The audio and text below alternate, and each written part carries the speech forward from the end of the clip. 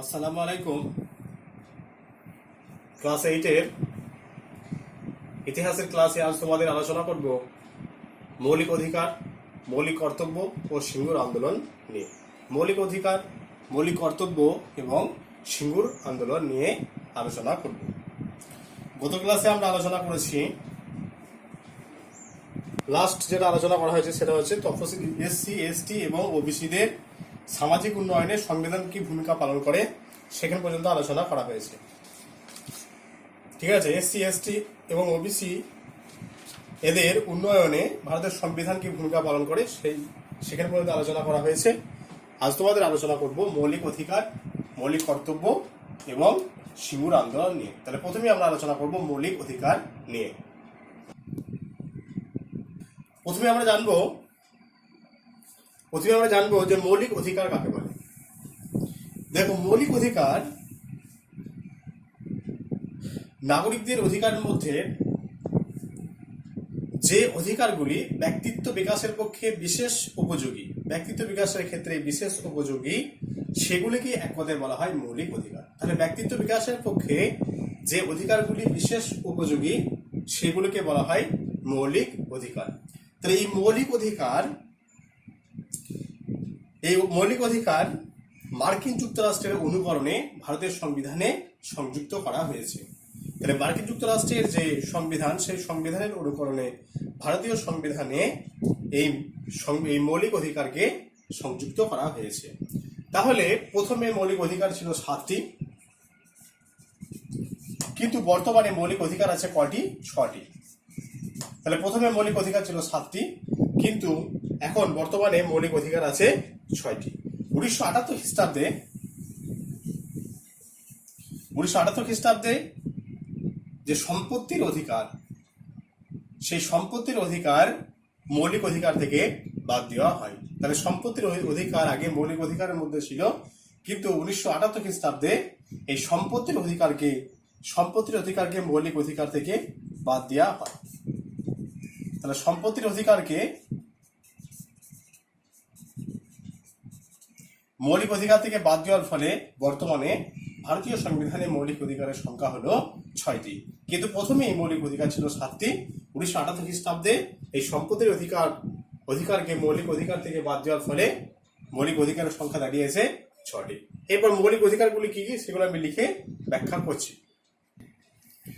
মৌলিক অধিকার 6টি, বর্তমানে বলেছি যে মৌলিক অধিকার 6টি। সম্পত্তির অধিকারকে 1978 সালে মৌলিক অধিকার থেকে বাদ দেওয়ার ফলে মৌলিক অধিকার হলো 6টি। প্রথম দেখা আছে সাম্যের অধিকার। ভারতীয় সংবিধানের 14 থেকে 18 নম্বর ধারায় এই সাম্যের অধিকার আলোচনা করা আছে। তারপরে 2 নম্বর হচ্ছে স্বাধীনতার অধিকার, 19 থেকে 22 নম্বর ধারা। তারপর 3 আছে শোষণের বিরুদ্ধে অধিকার, ধারা নম্বর 23-24। ধর্মীয় স্বাধীনতার অধিকার 25 থেকে 28 নম্বর ধারায় এই ধর্মীয় স্বাধীনতার অধিকার আলোচনা করা আছে। এরপর আছে শিক্ষা ও সংস্কৃতি বিষয়ক অধিকার, 29-30 নম্বর ধারা। আর শেষ হচ্ছে সেটা হচ্ছে শাসনতান্ত্রিক প্রতিবিধানের অধিকার, 32 এবং 226 নম্বর ধারা। এরপর এগুলো কি বোঝাতে চাইছে সেগুলো একটু ব্যাখ্যা করব। দেখো, প্রথমে আছে সাম্যের অধিকার। 1 নম্বরে যে সাম্যের অধিকার, ভারতীয় সংবিধানের 14, 15, 16, 17 এবং 18, 14 থেকে 18, তাহলে 14, 15, 16, 17 এবং 18 নম্বর ধারায় সাম্যের অধিকার ঘোষণা করা আছে। সাম্যের অধিকার বলতে বোঝায় জাতি, ধর্ম, বর্ণ, স্ত্রী, পুরুষ, ধনী দরিদ্র নির্বিশেষে প্রত্যেক ভারতীয় রাষ্ট্রের কাছ থেকে সমান সুযোগ সুবিধা লাভ করবে। সাম্য মানে ইকুয়ালিটি, ইংরেজি যাকে ইকুয়ালিটি বলা হয়, সাম্য। তাহলে সেই সাম্য হচ্ছে যে ভারতের সংবিধান কি করবে, জাতি, ধর্ম, বর্ণ, স্ত্রী, পুরুষ, ধনী দরিদ্র নির্বিশেষে প্রত্যেক ভারতীয় নাগরিককে রাষ্ট্রের কাছ থেকে সমান সুযোগ সুবিধা লাভ করবে। একজন ধনী সে বেশি সুযোগ সুবিধা লাভ করবে, একজন দরিদ্র সে বেশি কম সুযোগ সুবিধা লাভ করবে, এরকম নয়। রাষ্ট্র সকলকে কিন্তু সমান সুযোগ সুবিধা প্রদান করবে। এটা আলোচনা করা আছে ভারতীয় সংবিধানের 14, 15, 16, 17 এবং 18 নম্বর ধারায়। 2 নম্বর হচ্ছে যে স্বাধীনতার অধিকার, ধারা নম্বর কথা 19, 20, 21 এবং 22। 19, 20, 21 এবং 22 নম্বর ধারায় নাগরিকের স্বাধীনতার অধিকার স্বীকার করা হয়েছে। স্বাধীনতার অধিকার অনুসারে প্রত্যেক ভারতীয় নাগরিক নিজস্ব মতামত প্রকাশের অধিকার লাভ করতে পারবে, যে কোনো জায়গায় যাতায়াত করতে পারবে, যে কোনো জায়গায় শান্তিপূর্ণভাবে বসবাস করতে পারবে এবং শান্তিপূর্ণভাবে এক জায়গায় সমবেত হতে পারবে। তাহলে নাগরিকরা নিজস্ব মতামত, যেটাকে বাক স্বাধীনতা বলা হয়, বাক স্বাধীনতা আছে, সরকারের বিরুদ্ধে সমালোচনা করতে পারে যে সরকার এই কাজটা ভুল করেছে, এই কাজটা সরকারের করা উচিত হয়নি, এই অধিকার কিন্তু ভারতীয় নাগরিকদের আছে। এটাকে বলা হয় নিজের মতামত প্রকাশের অধিকার বা বাক স্বাধীনতার অধিকার। তারপর যে কোনো জায়গায় যাতায়াত করতে পারবে, একজন ভারতীয় নাগরিক ভারতবর্ষের যে কোনো জায়গায় যাতায়াত করতে পারবে, কোনো জায়গা থেকে বাধা দেওয়া যাবে না, এবং যে কোনো জায়গায় সে বসবাস করতে পারবে এবং শান্তিপূর্ণভাবে এক জায়গায় একত্রিত হতে পারবে। এক্ষেত্রে কিন্তু তাকে কোনো বাধা প্রদান করা হবে না। নেক্সট হচ্ছে 3 নম্বরে আছে, দেখো, শোষণের বিরুদ্ধে অধিকার, ধারা 23 এবং 24। ভারতীয় সংবিধানের 23 এবং 24 নম্বর ধারায় শোষণের বিরুদ্ধে অধিকারকে স্বীকার করা হয়েছে। এই অধিকার অনুসারে মানুষ ক্রয় বিক্রয় বল প্রয়োগের মাধ্যমে কাউকে শ্রমদানে বাধ্য করা দণ্ডনীয় অপরাধ হিসেবে ঘোষিত হয়েছে।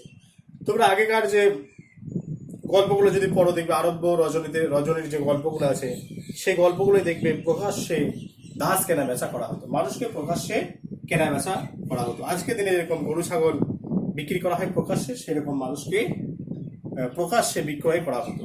তাহলে সেটা কিন্তু ভারতের সংবিধান অনুসারে 23 এবং 24 নম্বর ধারা অনুসারে ভারতবর্ষে এটা দণ্ডনীয় অপরাধ হিসেবে ঘোষিত হয়েছে।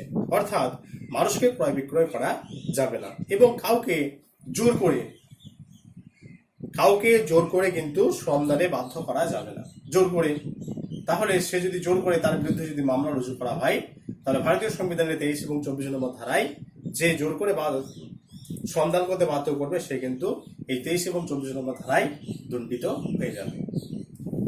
নেক্সট হচ্ছে ধর্মীয় স্বাধীনতার অধিকার, 25, 26, 27 এবং 28। 25, 26, 27 এবং 28 নম্বর ধারায় ধর্মীয় স্বাধীনতার অধিকারকে স্বীকার করা হয়েছে।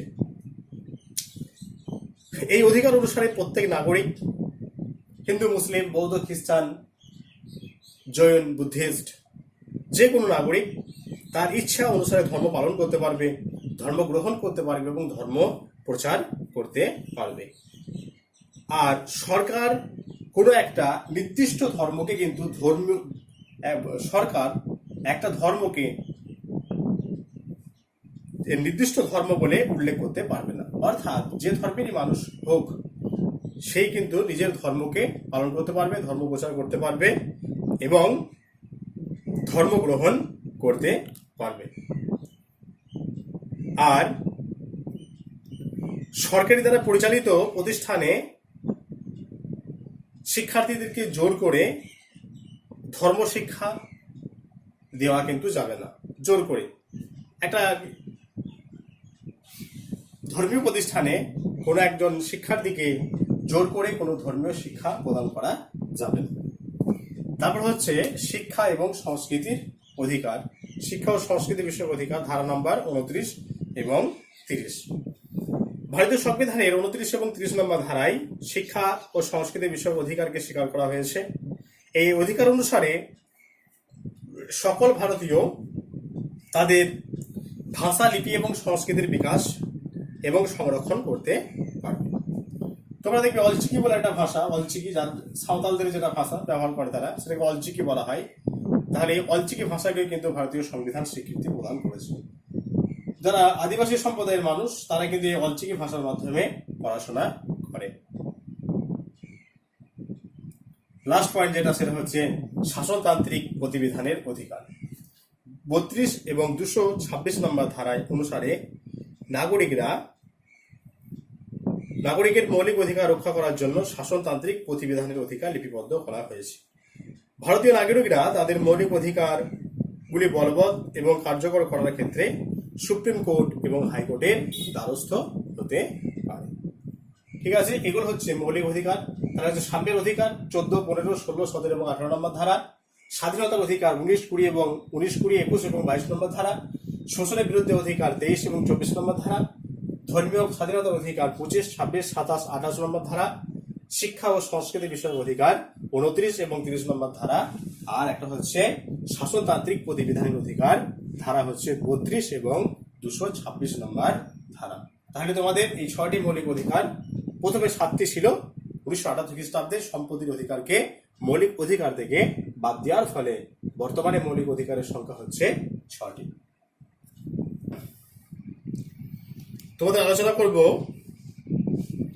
মৌলিক কর্তব্য নিয়ে। তাহলে আগেটা হলো মৌলিক অধিকার, ওটা হলো ফান্ডামেন্টাল রাইটস, আর এটা হচ্ছে ফান্ডামেন্টাল ডিউটিস। ঠিক আছে, ওটা মৌলিক অধিকার, এটা হলো মৌলিক কর্তব্য। এই মৌলিক কর্তব্য বর্তমানে মৌলিক কর্তব্যের সংখ্যা হলো 11টি। মৌলিক অধিকার 6টি আর মৌলিক কর্তব্যের সংখ্যা হচ্ছে বর্তমানে 11টি। তাহলে এই যে 11টি মৌলিক কর্তব্য কি কি সেগুলো একটু দেখব। আর সর্বশেষ যে মৌলিক কর্তব্যটি সংযোজিত হয়েছে 2002 সালে 86তম সংবিধান সংশোধনের মাধ্যমে, সেটার ফলে বর্তমানে মৌলিক অধিকারের সংখ্যা কিন্তু 11টি। এরপর আমরা জানবো যে কি কি এই মৌলিক কর্তব্যগুলো আছে, কি কি সেগুলো আমরা জানবো। প্রথমত হচ্ছে যে একজন ভারতীয় হিসাবে ভারতীয় সংবিধানকে মান্য করা, সাংবিধানিক আদর্শ এবং প্রতিষ্ঠানগুলিকে প্রাধান্য দেওয়া, জাতীয় পতাকা এবং জাতীয় সঙ্গীতের প্রতি শ্রদ্ধা প্রদর্শন করা। তাহলে একজন ভারতীয় নাগরিক হিসেবে ভারতের যে সংবিধান, সেই সংবিধানকে মান্যতা দিতে হবে, সাংবিধানিক আদর্শ এবং প্রতিষ্ঠানগুলোকে মান্যতা দিতে হবে, জাতীয় পতাকা এবং জাতীয় সঙ্গীতকে শ্রদ্ধা জ্ঞাপন করতে হবে। এটা হচ্ছে 1 নম্বর। 2 নম্বর হচ্ছে যে ভারতের স্বাধীনতা সংগ্রামের সুমহান আদর্শগুলি সংরক্ষণ এবং অনুসরণ করতে হবে। ভারতের যে স্বাধীনতা সংগ্রামের সুমহান আদর্শ, সেগুলিকে সংরক্ষণ করতে হবে এবং তার অনুসরণ করতে হবে। 3 নম্বর, ভারতের সার্বভৌমত্ব, ঐক্য ও সংহতি রক্ষা করতে হবে। ভারতের সার্বভৌমত্ব, ঐক্য এবং সংহতি রক্ষা করতে হবে। 4 নম্বর হচ্ছে দেশ রক্ষা ও জাতির সেবামূলক কাজের আহ্বানে সাড়া দিতে হবে। 5 নম্বর, ধর্মীয় ও আঞ্চলিক স্বার্থের ঊর্ধ্বে থেকে ভারতীয় ঐক্য এবং ভ্রাতৃত্ববোধের প্রসার ঘটাতে হবে। আমি পশ্চিমবঙ্গের একজন বাসিন্দা, এটা বড় কথা নয়, বড় কথা হচ্ছে আমি একজন ভারতবাসী। তাহলে আমাদের প্রথম পরিচয় যেটা, সেটা হচ্ছে আমরা ভারতবাসী।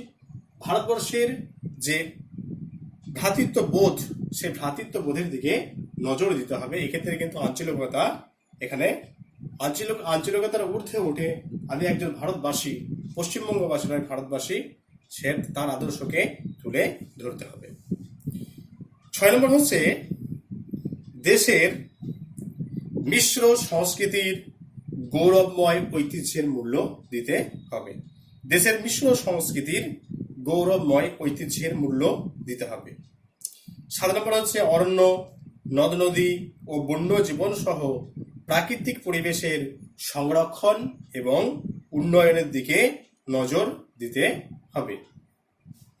8 নম্বর হচ্ছে বৈজ্ঞানিক মানসিকতা, মানবতাবাদ, অনুসন্ধিৎসা ও সংস্কারমুখী দৃষ্টিভঙ্গির প্রসার সাধন করতে হবে। 9 নম্বর হচ্ছে সরকারি সম্পত্তি রক্ষা এবং হিংসা বর্জন করতে হবে। সরকারি সম্পত্তি রক্ষা এবং হিংসা বর্জন করতে হবে। আর 10, উন্নয়নমুখী যৌথ কাজে আত্মনিয়োগ করতে হবে। আর লাস্ট যেটা হচ্ছে 11 নম্বর, যে প্রত্যেক পিতামাতা বা অভিভাবক 6 থেকে 14 বছর বয়স্ক শিশুর শিক্ষাদানের ব্যবস্থা করবে, যেটা 2002 সালে সংযোজিত হয়েছে মৌলিক কর্তব্যের মধ্যে, যেটাকে বলা হচ্ছে ক্লাস 8ম শ্রেণী পর্যন্ত যে শিক্ষাদান, সেই শিক্ষাদান কিন্তু প্রত্যেক পিতামাতা 8ম শ্রেণী পর্যন্ত যাতে শিশু শিক্ষা পায় তার দিকে নজর দিতে হবে। তো তোমাদের যে বইয়ের অনুশীলনী, সেই অনুশীলনটা আগে করে দিই, আর অন্য একটা ভিডিও তোমাদের সিঙ্গুর আন্দোলনটা নিয়ে আলোচনা করছি। 1 থেকে আছে বেমানান কয়ে আছে ধর্মনিরপেক্ষ, সার্বভৌম, ধনতান্ত্রিক, গণতান্ত্রিক। তাহলে এখানে বেমানান হবে ধনতান্ত্রিক। ধনতান্ত্রিক কেন বেমানান? ধনতান্ত্রিক এই কারণেই বেমানান যে ধর্মনিরপেক্ষ, সার্বভৌম এবং গণতান্ত্রিক এগুলি ভারতের প্রস্তাবনার সঙ্গে সম্পর্কিত, কিন্তু ধনতান্ত্রিক ভারতবর্ষের যে সংবিধানের প্রস্তাবনা সেই সংবিধানের প্রস্তাবনায় কিন্তু ধনতান্ত্রিক কথাটি নেই। 2 নম্বর হচ্ছে ক্ষয় আছে দেখো রাষ্ট্রপতি, উপরাষ্ট্রপতি, প্রধানমন্ত্রী এবং রাজ্যপাল। তাহলে এটা বেমানান হবে রাজ্যপাল। রাজ্যপাল কিন্তু রাজ্যের সঙ্গে সম্পর্কিত, আর এগুলো সব রাষ্ট্রের সাথে সম্পর্কিত। ঠিক আছে, রাষ্ট্রপতি, উপরাষ্ট্রপতি এবং প্রধানমন্ত্রী এগুলি কেন্দ্রীয় আইনসভার সাথে যুক্ত, আর রাজ্যপাল কিন্তু রাজ্যের সাথে যুক্ত। তাহলে এটা হবে রাজ্যপাল। নেক্সট হচ্ছে পৌরসভা, লোকসভা, রাজ্যসভা এবং বিধানসভা। পৌরসভা, লোকসভা, রাজ্যসভা এবং বিধানসভা।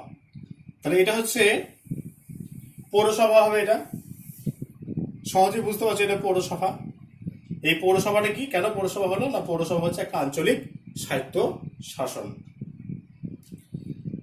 তারপরে আছে ঘয়ে doctor Rajendra Prasad, doctor Sarvepalli Radhakrishnan, Jawaharlal Nehru, B.R.. Ambedkar. তাহলে এটা হচ্ছে doctor B.R.. Ambedkar. Doctor B.R.. Ambedkar এটা ডক্টর বি.আর. আম্বেদকর ছাড়া দেখো যারা আছেন, ডক্টর রাজেন্দ্র প্রসাদ ছিলেন, ডক্টর রাজেন্দ্র প্রসাদ কে ছিলেন? ডক্টর রাজেন্দ্র প্রসাদ ছিলেন ভারতের প্রথম রাষ্ট্রপতি।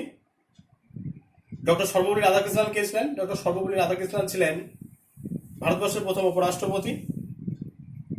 আর জওহরলাল নেহেরু কে ছিলেন? জওহরলাল নেহেরু ছিলেন স্বাধীন ভারতের প্রথম প্রধানমন্ত্রী। কিন্তু এই বি.আর. আম্বেদকর ছিলেন ভারতবর্ষের যে সংবিধান, সেই সংবিধানের ফাদার, সংবিধানের পিতা। ওই কারণে ডক্টর বি.আর. আম্বেদকরটা আলাদা হলো, বেমানান হলো। লাস্ট আছে দেখো 15ই আগস্ট, 26শে জানুয়ারি, 26শে নভেম্বর এবং 20শে মার্চ। ব্র্যাকেটে দেওয়া আছে স্বাধীন ভারতের নিরিখে। স্বাধীন ভারতের নিরিখে, তাহলে স্বাধীন ভারতের নিরিখে এটা বেমানান দেখো বোঝা যাচ্ছে যে 20শে মার্চ বেমানান হবে। 20শে মার্চ, 20 মার্চ বেমানান। কেন 20শে মার্চ বেমানান না, 20শে মার্চ এটা কিন্তু কোনো ঐতিহাসিক দিক থেকে গুরুত্বপূর্ণ নয়। 1947 সালে 15ই আগস্ট ভারতবর্ষ স্বাধীনতা লাভ করেছিল, এটা তাহলে ঐতিহাসিক দিক থেকে গুরুত্বপূর্ণ। 1949 সালে 26শে নভেম্বর, 1949 সালের 26শে নভেম্বর ভারতের সংবিধান গণপরিষদে গৃহীত হয়, অতএব এটাও গুরুত্বপূর্ণ। আর 1950 খ্রিস্টাব্দে 26শে জানুয়ারি থেকে ভারতের সংবিধান কার্যকর হয়, এটাও ঐতিহাসিক দিক থেকে তাৎপর্যপূর্ণ। সেই তুলনায় 20শে মার্চের কিন্তু কোনো ভূমিকা নেই, ওই কারণে এটা বেমানান হলো। তাহলে বেমানান 5টা আছে, আলোচনা করে দেওয়া হলো। এরপর তোমাদের ঠিক ভুল আছে, সে ঠিক ভুলটা বলে দিই, তারপরে সিঙ্গুর আন্দোলন নিয়ে আলোচনা করবো। অনুশীলনীটা দেখো, ঠিক ভুল নির্বাচন করতে হবে। প্রথমেই যেটা আছে সেটা হচ্ছে যে সংবিধান হলো বিচার বিভাগের আইন সংকলন। সংবিধান হলো বিচার বিভাগের আইন সংকলন, এটা কিন্তু ভুল। ঠিক আছে, সংবিধান হলো বিচার বিভাগের আইন সংকলন, এটা হচ্ছে ভুল।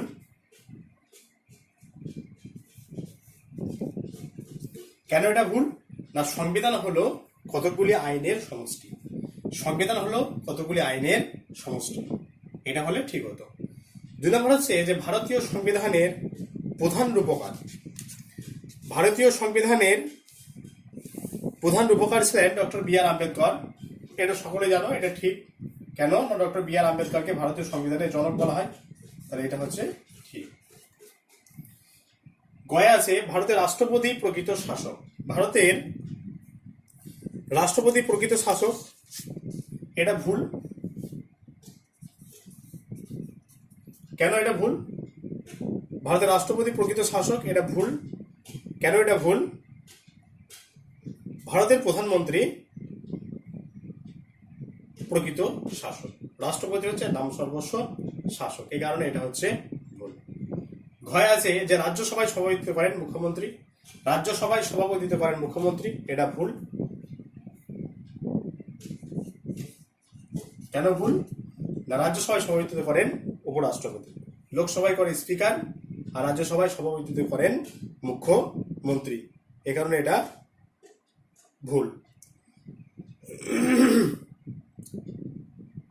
রাজ্যসভায় সভাপতিত্ব করেন উপরাষ্ট্রপতি যদি হতো তাহলে ঠিক হতো। শেষ আছে দেখো, পশ্চিমবঙ্গে ত্রিস্তর পঞ্চায়েত ব্যবস্থা আছে, এটা ঠিক। গ্রাম পঞ্চায়েত, পঞ্চায়েত সমিতি এবং জেলা পরিষদ। গ্রাম পঞ্চায়েত সর্বনিম্ন আছে গ্রাম পঞ্চায়েত, মাঝে আছে পঞ্চায়েত সমিতি এবং উপরে আছে জেলা পরিষদ। তাহলে পশ্চিমবঙ্গে ত্রিস্তর পঞ্চায়েত ব্যবস্থা আছে। তাহলে অনুশীলনী আলোচনা করা হলো। তোমাদের সিঙ্গুর আন্দোলনের ভিডিওটা নেক্সট ক্লাসে দেওয়া হবে। সিঙ্গুর আন্দোলনটা বাদ রইল। যাদের পুরনো বই আছে সেই পুরনো বই কিন্তু সিঙ্গুর আন্দোলনটা নেই। নতুন বই যদি কারো থাকে একটু জোগাড় করে নেবে জেরক্সটা, যদি কারো না থাকে আমাকে বলবে, আমি হোয়াটসঅ্যাপে পাঠিয়ে দেবো। সিঙ্গুর আন্দোলনটা কিন্তু একটু পড়তে হবে। সিঙ্গুর আন্দোলনের ভিডিওটা খুব ছোট হবে, অল্পই হবে, সেই ভিডিওটা আমি নেক্সট ক্লাসে তোমাদের দিয়ে দেবো। আপাতত সিঙ্গুর আন্দোলন বাদ দিয়ে যাদের পুরনো বই, সেই পুরনো বই অনুযায়ী কিন্তু আমাদের সিলেবাস কমপ্লিট হলো। নতুন বই যাদের আছে তাদের সিঙ্গুর আন্দোলনটা আছে, সিঙ্গুর আন্দোলনটা নেক্সট ক্লাসে ভিডিওটা দেবো। যদি কারো কিছু বুঝতে অসুবিধা হয় অবশ্যই আমাকে জানাবে।